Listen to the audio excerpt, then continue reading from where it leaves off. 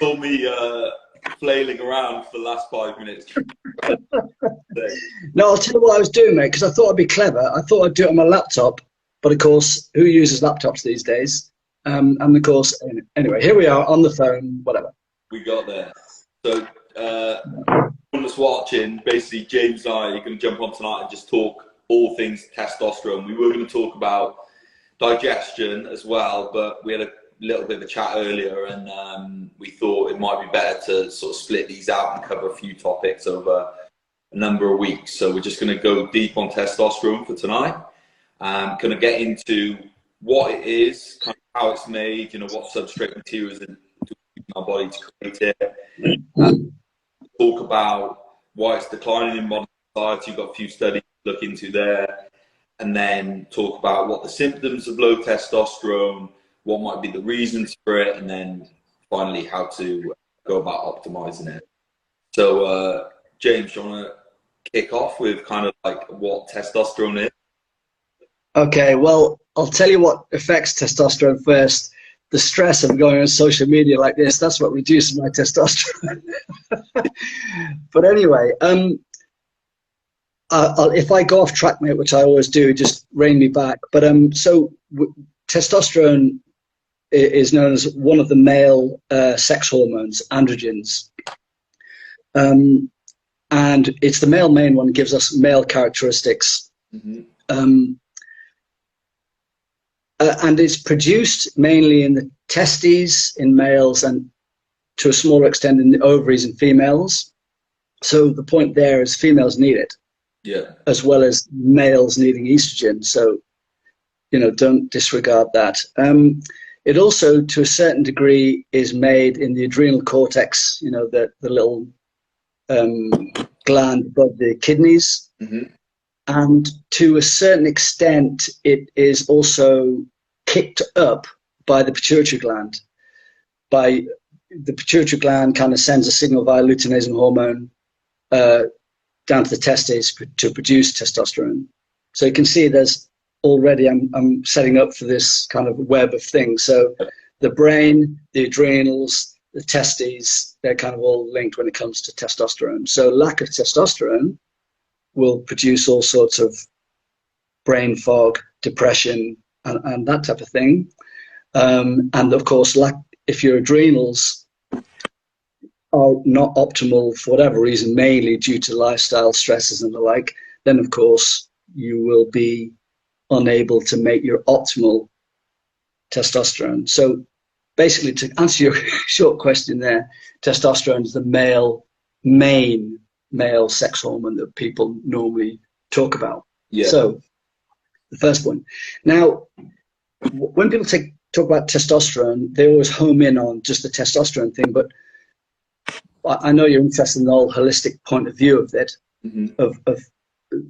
And if we look at the holistic or the hormonal relationships of testosterone, it's first of all, the most important kind of main ingredient is cholesterol. Mm-hmm. Cholesterol, one of the three main fats, you know, triglycerides and sterols.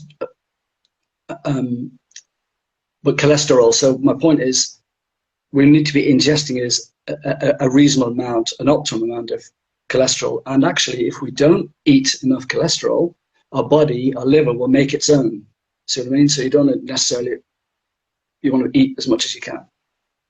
Actually, we can talk about that another time. But if you eat too much cholesterol, there's an issue. But anyway, nature knows best. So if you eat steak, you get the optimum amount. If you eat eggs, you get the optimum amount. If you eat fish, you get the optimal amount. See what I mean? So anyway, so the point being, cholesterol is the main ingredient. Thereafter, from cholesterol, it filters down towards pregnenolone, and pregnenolone then filters that main ingredient across to either cortisol, this is quite important, or across to androgens, testosterone and estrogen. Yeah. So there's that link here, which is pregnenolone, that if you've got excess amount of stress, you can't have the raw ingredients to make testosterone because it goes down towards cortisol. Mm-hmm. So to recap, cholesterol, whether it be dietary or endogenously produced, down to pregnenolone, which is what people very often call the master hormone, then down towards cortisol, or across DHEA and androgens, testosterone, estrogen, that thing. So that's quite important to remember that. So we could come back to that with the whole adrenal, cortisol, and estrogen triangle, which makes up optimal hormonal thing. I'll take a pause there because I know I'm kind of getting on a bit. So hopefully that answers some things. Yeah, it definitely does. And it's interesting because I was looking into it today, and I pulled up 3 separate studies which are showing a trend in declining testosterone levels for men over the last, I think the first study, I'm just having a quick look here. So it goes back as far as the 1960s up until now. And it's shown a pretty sort of steady decline over that period, comparing, you know, like for like in terms of age. So a 20-year-old in the 1960s versus a 20-year-old now, because not as in the same person as they were getting older, because as you know, testosterone naturally declines with age. But, you know, during that time, what else has gone on? And it's been like the demonization of a high-fat diet, loads of products, especially cholesterol being demonized in the media. And as you just explained, cholesterol is the, you know, fundamental building block for testosterone. So that really ties in, you know, that picture in a decline of testosterone and the fact that cholesterol's been demonized in the news. And then on top of that, which I think is what we're trying to get next, you've got all the other nutritional and lifestyle related factors which are also leading to the decline in testosterone. Yeah, that's very true. So there's, what you're leading me on to there is the whole lifestyle, dietary, environmental impacts. And it's all just these little bits and bits that cut away at your kind of testosterone production.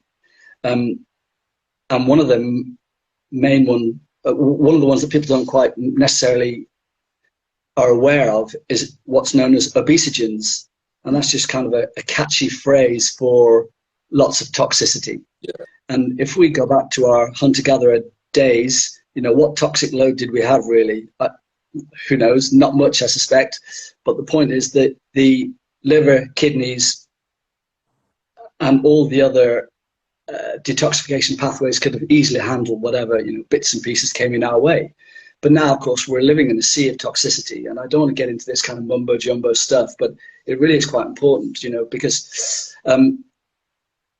when there's excess amount of toxicity, whether we ingest it, whether we breathe it, whether we put it on our skin, whether it's in the water we're drinking, whether it's added to the food that we're eating via hormones, then that has an effect on our testosterone levels and our body fat levels and our health and all sorts of other things. So, for example, if we look at kids these days, nowadays kids are reaching puberty so much earlier than they were in the past, even the last 20 years ago, 30 years ago.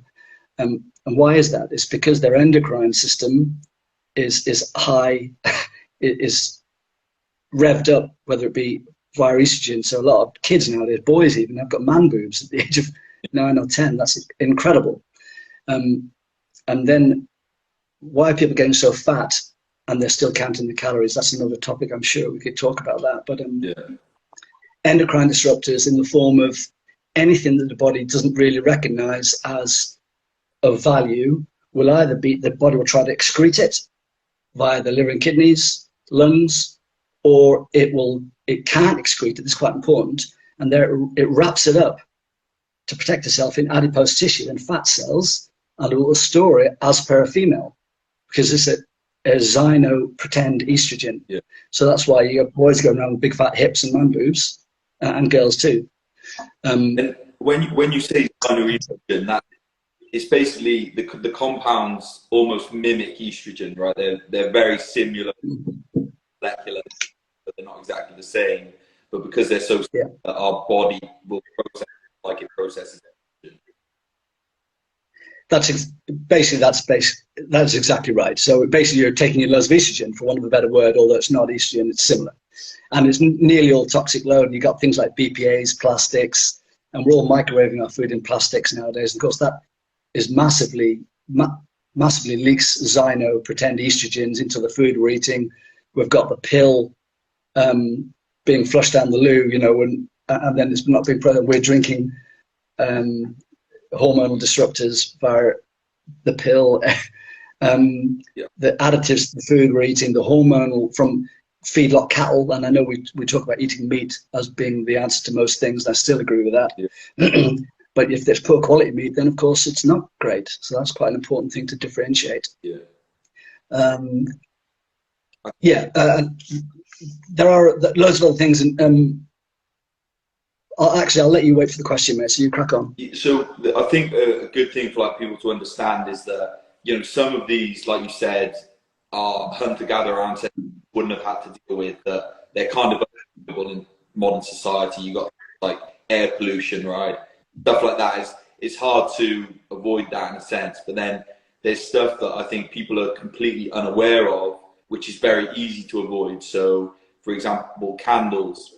If someone's using candles around their house, but they're not buying high-quality candles made of, you know, beeswax with what they call like natural scents in them. I can't think of the term, but you're buying essential oils. Essential oils. Yeah, you know, scented with essential oils instead of being instead of like these synthetic smells. And then you've got things like deodorant. People are spraying that on their skin, full of endocrine disruptors. Like you mentioned, BPA. BPA is a compound which is often found in plastics, and you'll see people. This is one of my pet hates, when you see people drinking a water bottle that spent about 4 years in their car, but getting hammered by the sun, and all that BPA will have just leached out into the water, and then they'll be drinking it. And like I said, that BPA will act as a xenoestrogen.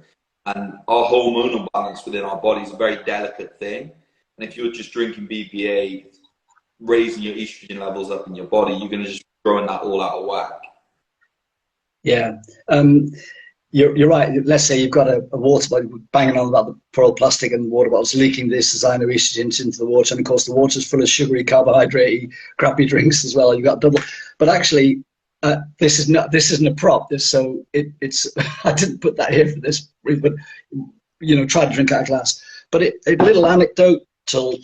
I'm ex-military, and when we were out on operations in warm, hot countries, whatever, we'd get water bottles dropped off, and it was always plastic and always dumped in the middle of an air, you know, an open area. It was 6 months, you know, we were drinking this stuff, and after 6 months, we were wondering why we're going off to see Sex and the City rather than Rambo. And anyway, there you have it. But that's just a little thing I never knew at the time. But of course, now I think, oh, why was I such a kind of like emotional wreck after 6 months? Maybe it's the PPA. Anyway, there are other factors, of course, affecting estrogen. Actually, it's worth mentioning this whole triangle, as I say, that if you want to increase testosterone, what will make you a happier, healthier, and hornier person, not only male and female, is if we increase our testosterone, and we can talk about doing that.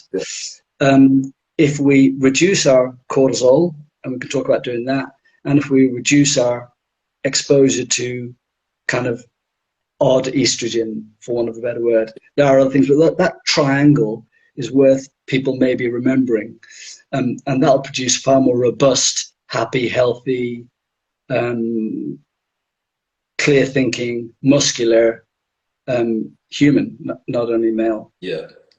I think in terms of, well, should we take those down kind of one by one? So if we look at kind of the main trends in modern, which are increasing cortisol, increasing the stress, like we said earlier, that's taken away from our ability to create testosterone. We look at that first, and then we can kind of go into like, right, okay, we've taken out what we can take out to stress, then we can look at how to optimize testosterone. Yeah. Okay. That's fair enough. Bear in mind, it doesn't work in one thing, as you're pointing out, but if you can reduce your stress, so going back to what I explained about that kind of junction of pregnenolone. If we've got an excess amount of stress, the raw ingredients that make testosterone, DHEA/testosterone, will filter down towards a cortisol. So stress begets more cortisol. You know, it's a self-fulfilling prophecy, as it were. And therefore, your raw materials to testosterone won't be adequate. So that's the first thing to remember. Now, therefore, how do I reduce my cortisol? First of all, I think, and I've said this before, and people kind of like think I'm a bit weird, that the most important thing I feel to reduce lifelong chronic cortisol is to make sure you surround yourself with people that have your best interest at heart. And I really do feel that's really important. 100%.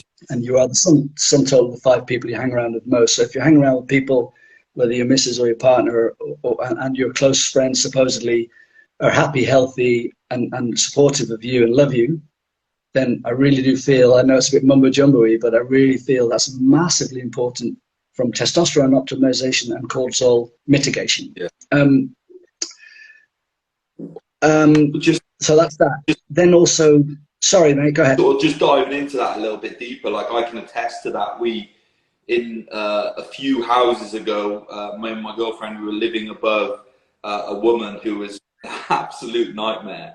And just living in that environment where there's a constant aggravation, you're just on high alert. And one of the big problems in modern society, because I think we've got like this warped view of stress, like stress and cortisol serve a fun, they're there for a reason. Back in the day, if an invading tribe would have come in, or we would have had to hunt, an animal, and you would have got to that point of the hunt where the chase was on, the stress, high stress, like our ability to focus dials in, cortisol go through the roof, our strength increases, all these things, it would have been really important function.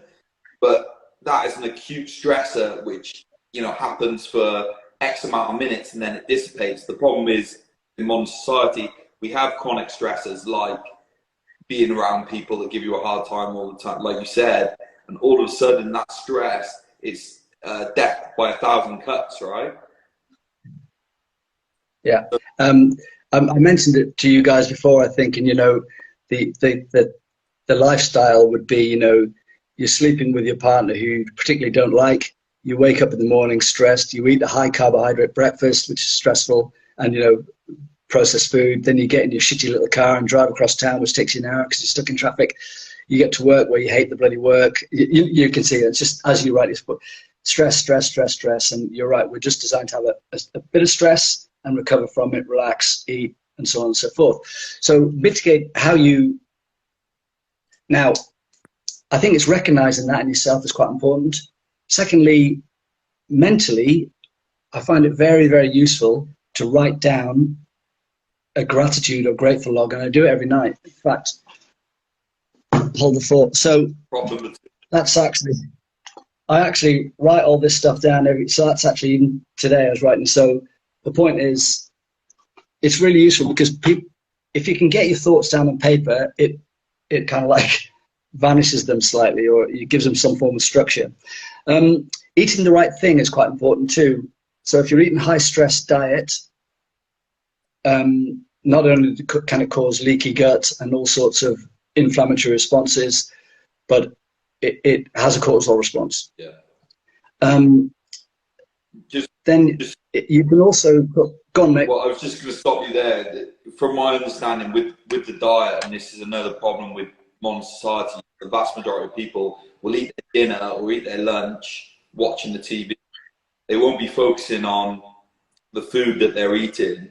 Because of that, they won't be chewing properly. They'll be swallowing the food down in, bigger chunks than they should be.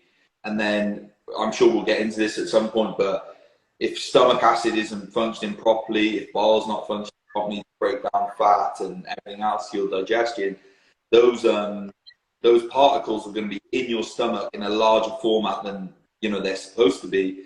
And then what happens is, when the body's chronic stress, like we're talking about, the microvilli, which is, they look like basically little fingers on the inside of your stomach. They're also known as like pipe. People refer to them as tight junctions. they separate under a stress condition. And then all of a sudden, when you've got that are separated and you've got food in your stomach in a bigger size than it should be, it can get through those junctions. They're not tight, and your body's not used to receiving food in that size, you know, in that particle size. It doesn't know what it is and it attacks it. And this is how, you know, people develop food intolerances and stuff like this. Now that's all stress going on inside of your system whilst you're eating, and people don't even, you know, people don't even realize it's happening. Yeah, that's very true. You get, as you rightly point out, leaky gut, and if foreign particles or pathogens enter into your circulation, the body will do what it's supposed to do and try to Pac-Man them, you know, eat them, but it will carry on, and that causes, you know, your inflammatory response, your eczema, your skin issues, your asthma, lupus, all sorts of things. I mean, that's a bit extreme, but that's kind of what it does over the long term. Yeah. Rashes and all that. If you're eating the wrong, but also if you're eating incorrectly anyway, that it's a stressful thing for the body. You're doing it every single day, all the time. Then you've got problems, and then you can talk about maybe soy and food additives and processed food, sodas, food that's very high in sugar, and these are all causes. It causes a stress because the body is not used to it. It's not natural for the body, although we love it. And then you can talk about glycation, mixing sugar with a protein or fat, and it rusts up the cells and causes arterial sclerosis and plaque. So, bit too crazy for that. But if you want to mitigate cortisol, the other thing to think about is your training. My brain's going all over the place. But if you're training and it's always high, I was having this conversation with my girlfriend this morning about, and you're doing always aerobic activity, really quite high-end aerobic activity, it is a cortisol. It causes a cortisol response, and you reduce your libido. Yeah, it does, and it will also reduce your stomach acid, and it will also make you smaller and weaker. Although you can run for Europe, and actually, weirdly, it can very often make you slightly fatter in the wrong areas. And we can talk about where we store fat according to our testosterone and estrogen, and in this case, cortisol. You know, you can measure it, as well as doing your saliva for cortisol or bloods for testosterone. Then there's some supplements that can help. James, we dive into the supplements on that. That's a really common thing that I see personally is women who live, you know, the classic archetype of the woman that lives in London, you know, works in corporate, you know, some sort of corporation, high stress in terms of their job, big social life, so they're going out a few nights a week, eating out, drinking, etc. And they're also training a lot. So in between that high stress job and them going out for a couple of glasses of wine, they'll fit in an hour of steady state cardio, you know, at the gym. And that's just stacking chronic stress on top of chronic stress on top of chronic stress. And they wonder why their periods, you know, their period stops. And it's because they'll be in such a high stress state that the body, you know, intuitively knows this woman's not ready to have a child, so they'll shut down, you know, they'll shut down sexual function, and that is such a common thing that you're seeing nowadays. You know, you're right, and you reminded me of something that I spoke about before. Is, you know, this chronic stress all the time, and therefore, oh, I know, I'll go for a run because it makes you feel better, and it does. There's no doubt, you know. It makes you feel better, but it's still producing cortisol all the time. But on top of the cortisol, you're layering the happy kind of hormone, endorphins. Yeah. And that, of course, massive. It makes you feel better. So, you know, you want the endorphins and you want the endorphins and you want the endorphins all the time, but you're still producing cortisol. So, you know, you wonder why, fuck, I'm not getting any leaner, and my guts are still in a shit state. That is a reason. Yeah. So not the only reason, of course, but it's a reason. One of the other points I want to touch on nutritionally as well is from my understanding, cortisol and insulin sit on a bit of a seesaw, right? So when you consume carbohydrates, that ramps up insulin because insulin shuttles carbohydrates into our muscles, and that will reduce cortisol. So that's why people might intuitively find themselves you know, reaching for that sugary snack when they feel stressed out, because their body knows that's going to lower the cortisol. But you know, we're clever enough to understand this process, and you've got to override it, because ultimately you're only going to make the situation worse for yourself. If you're feeling stressed out and you smash a couple of Mars bars, it's very short-term view of things, right?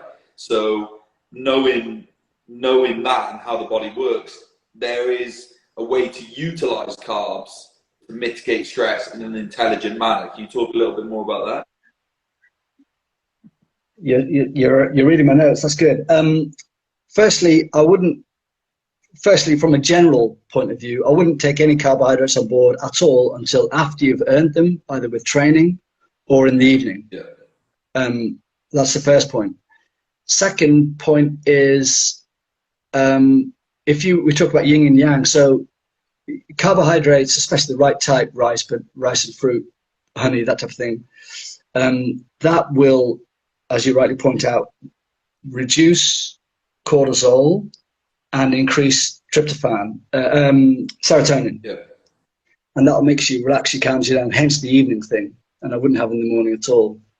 And actually, the other thing from a making you do it type of thing, if you know that actually I'm going to train today with weights, which is another thing we can talk about, and therefore then I'll have some carbs in the evening or post-training, that's a good idea. Now, if you are actually physically fit, strong, robust, and you want to increase testosterone and reduce cortisol, then a post-workout meal, whether you eat it or drink it, is actually really quite a good idea. And in that shake, if you're lean enough, you can actually have carbohydrates to blunt cortisol, increase testosterone. Mm-hmm. So carbs aren't the enemy at all. We probably don't want to get into that too much about the whole carb thing, but strategically, around the day, normally in the evening or post-training, yeah, that's when, and the type of carbs is important. So honey, white rice, fruit, of course, you know, there's nothing wrong with fruit. Anyone tells you that fruit's bad, mental, obviously. But I would definitely, actually, we won't go into the leafy greens and all that business, because that's a waste of chewing, but there you go. To say, that kind of train of thinking with, basically, in a nutshell, is a lot of people in the industry now, with like Paul Saladino, the Carnivore MD, and people like that, they're talking about anti-nutrients, which are often found in vegetables, right? And how these can have negative impact on our body, and maybe people's arm, everything they were cracked up to be in terms of, you know, for our health. I think the debate's ongoing with that one. I'm really put my flag in either side. But I think with fruit, kind of the argument there is with the vegetables is that their defense mechanism is the anti-nutrients, right? So that's why you eat an apple, you don't eat the whole, you eat like a bit of broccoli, you don't eat the whole head of broccoli, because your body's taking the anti-nutrients, it's stopping you, it's saying don't eat too much of this, because there's micropoisons. Whereas with fruit, there's no defense mechanism, because in fruit there's seeds, and effectively what this fruit, it wants to be eaten, because then when you the other side, you spread the seeds. So that's kind of just like breaking that down a little bit. Yeah, you can go into the whole anti-nutrients things and oxalates and all that stuff, and I actually am really against it. And I told you before, I wrote a book called Lean Living, in which I said, eat loads of green leafy vegetables, and I scrapped the book, but there you go. Also, an interesting thing, why do kids hate greens? Just asking. But that's another thing, you know what I mean? Why do we force them to eat that stuff when they don't know anything about nutrition, but they hate greens? Yeah. Just saying. So it's very... But they like fruit, though. Yeah. There you go. Funny enough, going on ever so slightly, mixing the topics up slightly, if we're chronically stressed, this is quite important, I think, that chronically stressed, we're talking about over time, then your ability to produce digestive hydrochloric acid is reduced hugely, and therefore that's where you get all the downstream problems of stuff getting into your small intestine not being absorbed properly. Yeah. So I remember Poliquin years ago saying the most important supplement is something to fix your stomach acid, and he would say hydrochloric acid or digestive enzymes. They're kind of not quite the same, but they're very similar.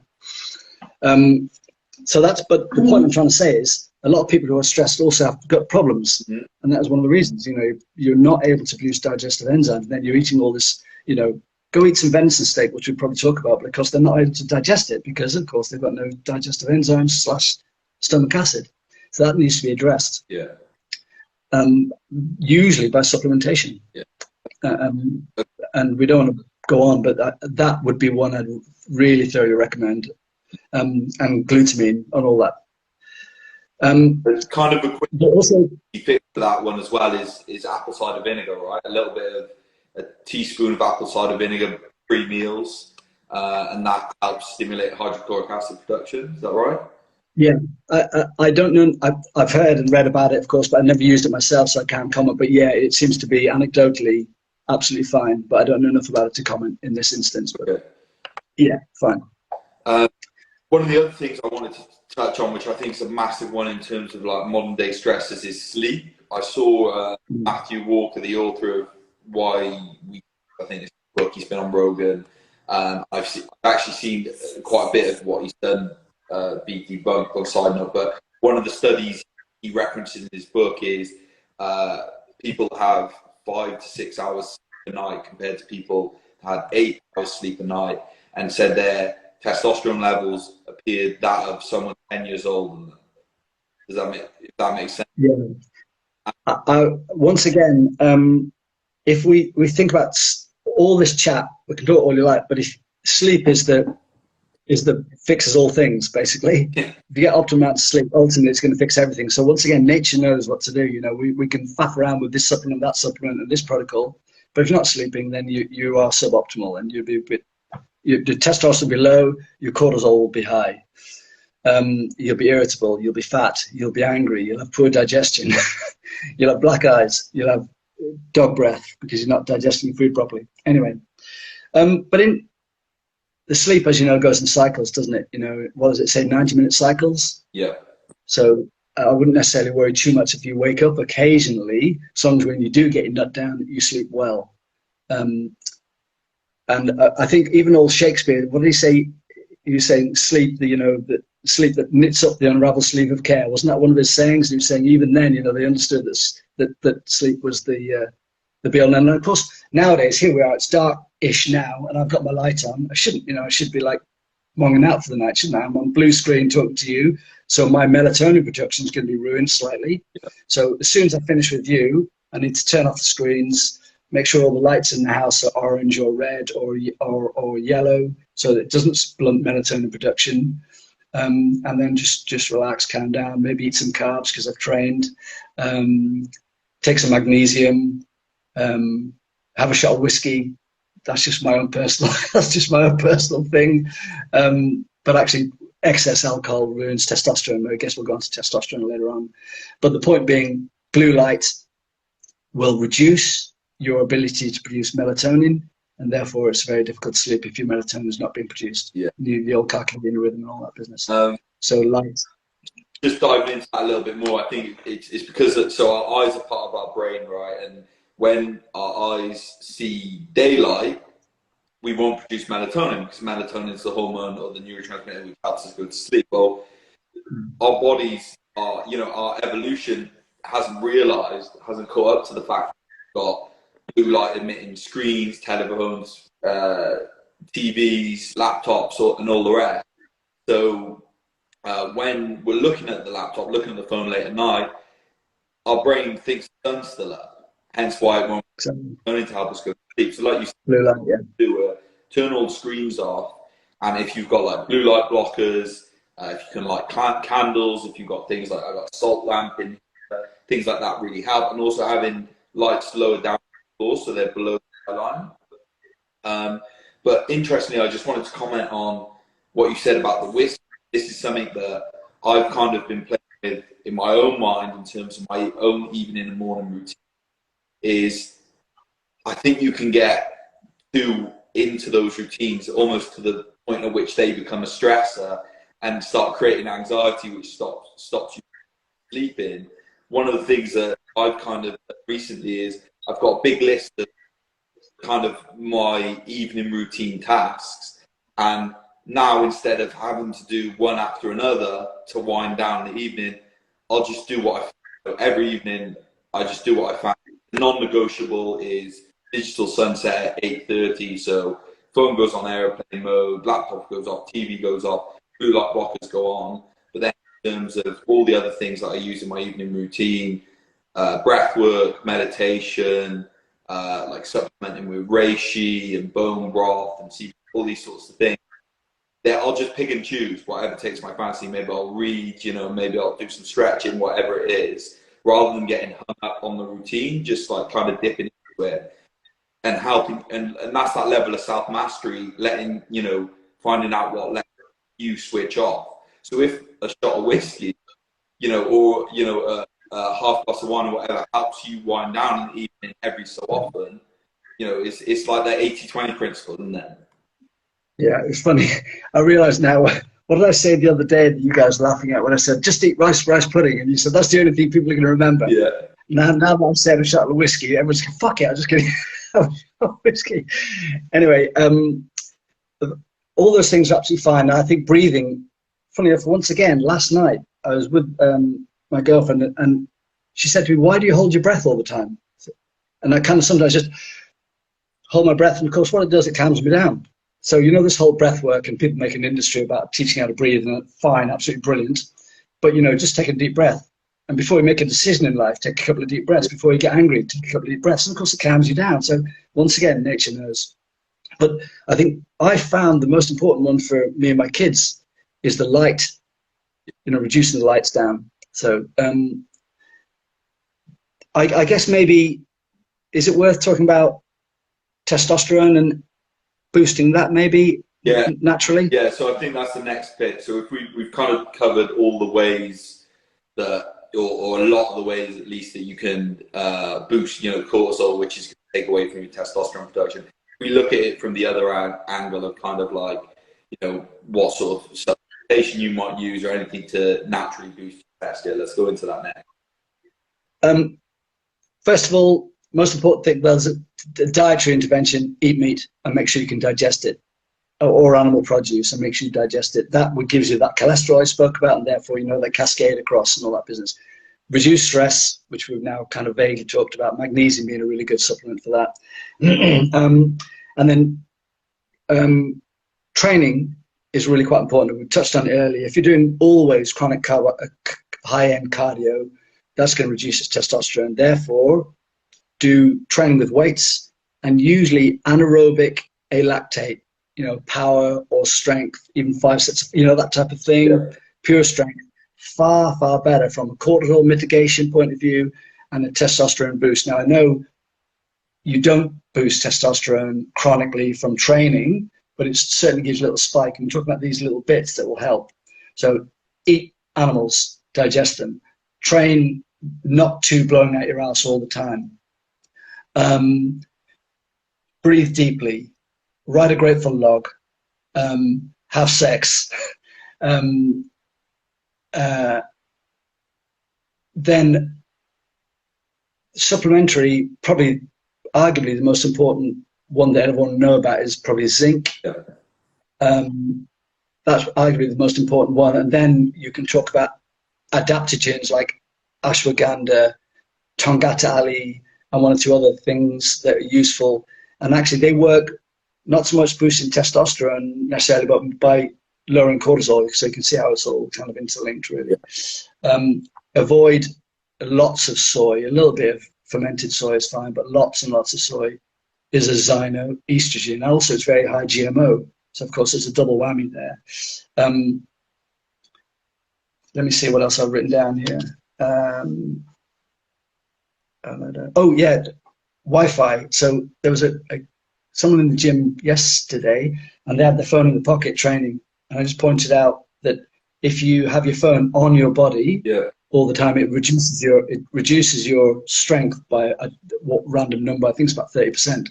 Whether that's true or not, I don't know, but there must be some big truth in it, and it reduces your testosterone if you have it. Like, would you have your phone in your pocket by your balls? Yeah. You just wouldn't, would you? Because it's electromagnetic stress, radiation. You just wouldn't. So. Yeah. And interestingly, it's not quite the same, but if you're on the phone, you got one of those Wi-Fi ear things, that causes brain tumors, you know, so don't do that shit. Well, that's the transmitter for the electromagnetic frequency is, you know, it couldn't be any closer to your brain unless you had an implant of the skull. Yeah, don't do it. Yeah. Also, I think you have to do something scary daily, and it doesn't have to be scary. Even if it's training with weight, that could be quite not scary, but you know, something where you have to dig in a little bit, or go for a swim. In like I live in Budley, so I can go for a swim in the evening. And I drive down there and think, fucking freeze my tits off. But I get in, I feel better, and it's something a little bit scary. And I think that is one of the things that ruins testosterone is comfortable living. Always comfortable. Yeah. And I really do believe that. You know, you have to put yourself out there. Another thing is breathe deep and open your chest to the ceiling. And that sounds a bit mumbo-jumbo, but it certainly will just make you feel better. Meaning stand up tall, posture. Yeah. And that increases your testosterone. Whether it's a serum testosterone thing, I don't know, but maybe it's just the fact that it gives you more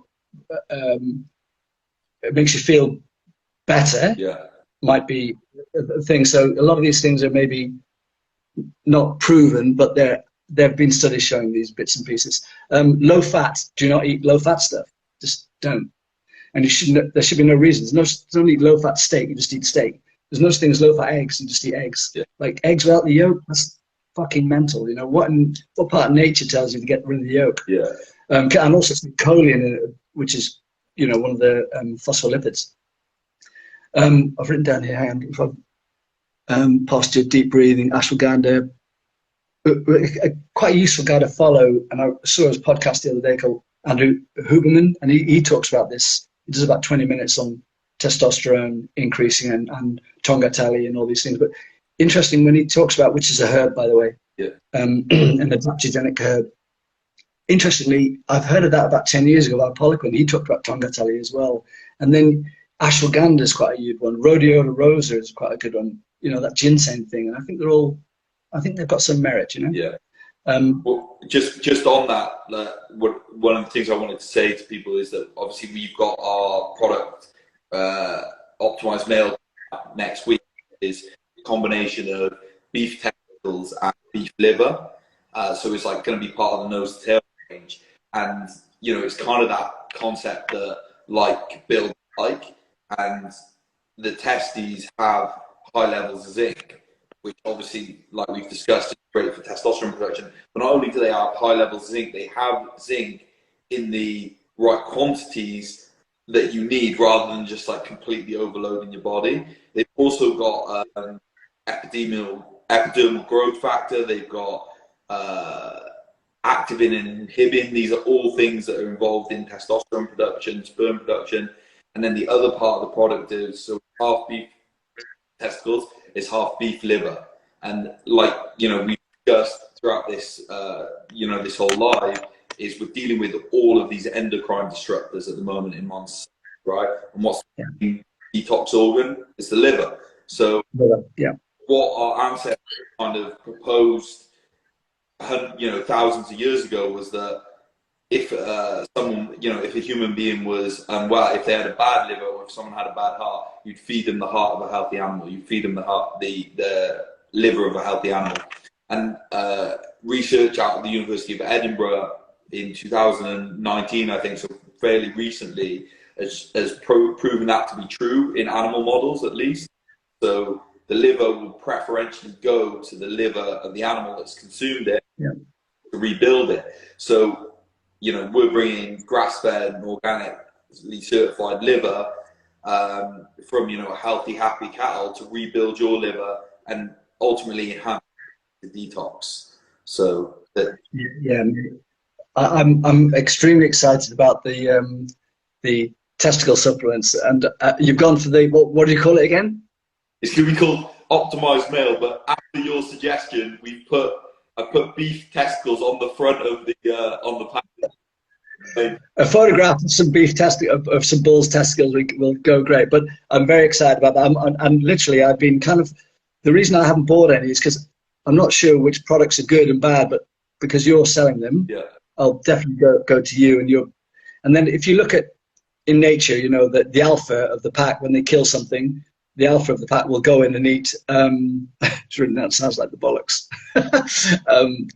We'll go and eat the internal organs, you know, and the rest of them will eat the muscle meat, because there's shitloads of muscle meat, but there's only one heart. You know, there's only 2 kidneys and so on and so forth. So they're prize. So I think the nose to tail thing is vitally important. I really do. As you say, the correct macronutrients, micronutrients as well, which is another thing that ruins estrogen, testosterone, and cortisol, is not having the right ratio of micronutrients. We all know about protein, fats, and carbs, and so on and so forth. Then the other, talk about supplements that can help, as well as the, you know, your bull's testicles, which apparently you guys are talking about me eating like an apple the other day, but maybe. But because you got zinc, you got sorry. That was Harry, not me. I'm not taking. Yeah, I know. But then you've got other basic ones, which probably we'll talk about zinc. We'll talk about magnesium, because they kind of, you know, they're kind of synergistic, and vitamin D3, they're kind of synergistic from a testosterone optimization point of view.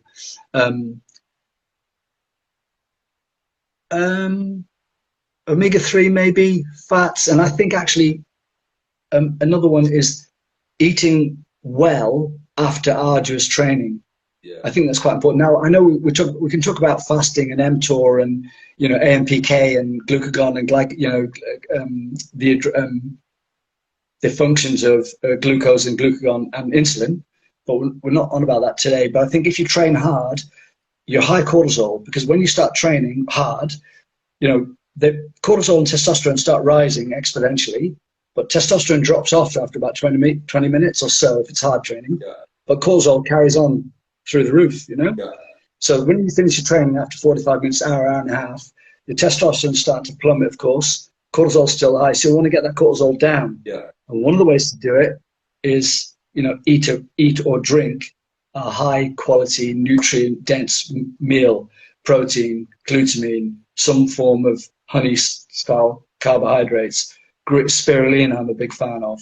Maybe even a couple of capsules of magnesium, maybe some glycine, quite useful, because that calms down the nervous system. Yeah. But the ingredients are endless, but I have got a few that I can tell you about another time that I find quite useful. Just on that as well, like I think people, because that idea of like the anabolic window, you know, following training, and people like, you know, they've got the protein shake ready, they finish their last set of deadlifts, and within a minute they're glugging down the protein shake. My personal advice would be against that, just because, like we've talked about, people being in fight or flight, those tight junctions in the stomach being separated. It's important to, I feel like if you're looking to, you know, build muscle, that first meal post training is potentially the most important meal, but it's worth giving yourself a little bit of time just to allow your body to drop into rest and digest mode. Maybe do some breathing, just calm your system down, allow those tight junctions to close, so you can digest the food properly. Actually, I never thought about that, but you're probably right. So, funny enough, let's say you played rugby and Harry plays rugby, and you're in some form of scary situation. Immediately after the game, you don't want to eat, because your stomach's kind of not quite. You can drink, mind, but yeah, I think that's probably a fair one, because if we're designed to eat, take a bit of time. Yeah. I never thought about that, but I kind of would agree with you now that you've mentioned it. But back in the day, you know, muscle fitness, you're right, straight away I have it. But you know, your GLUT4, your cells are ready with GLUT4, that drives these nutrients into your cells for about 2 hours afterwards anyway. But get it down, that's a quite good way of mitigating this cortisol thing. You know, cortisol will go down, testosterone will go up. Yeah. Yeah. So it's useful. It is maybe worth mentioning about where we store fat can indicate your testosterone/estrogen/cortisol. Yeah. Would you want me to mention that briefly? Yeah, so I think that's one thing we didn't cover actually, is kind of like anecdotal symptoms of low testosterone. Like, how would someone, you know, get indications without going and do blood work? Well, there's the fact that you're depressed. That's one you've got low muscle mass, you can't lose body fat, you poor digestion, your libido's low, you can't grow a beard.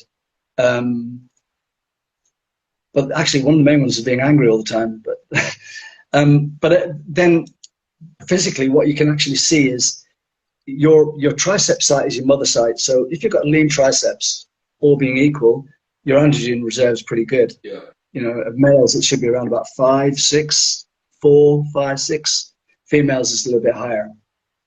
But the main indication that you should be looking at is the relationship between your tricep skin fold site and your pec site. So this is quite important. If your tricep site, I'll say it better, your tricep site should be leaner. Should be, your pec site should be leaner than your tricep site. Okay. That's quite important.